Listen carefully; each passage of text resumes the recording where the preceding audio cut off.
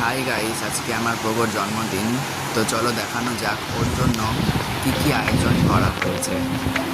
তো আজকে আমার পেট ডগ প্রভুর 1 বছর পূর্ণ হলো আমাদের বাড়িতে, তাই ওর জন্য ছোট্ট একটা জন্মদিনের আয়োজন করা হয়েছে। আর এখানে দেখতেই পাচ্ছ যে আলু পটল রাখা আছে, এটা দিয়ে তরকারি করা হবে। আর চলো ওই দিকে চলো।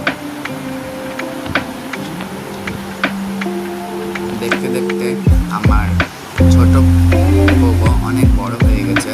তোমাদেরকে একটি ভিডিওতে দেখাবো।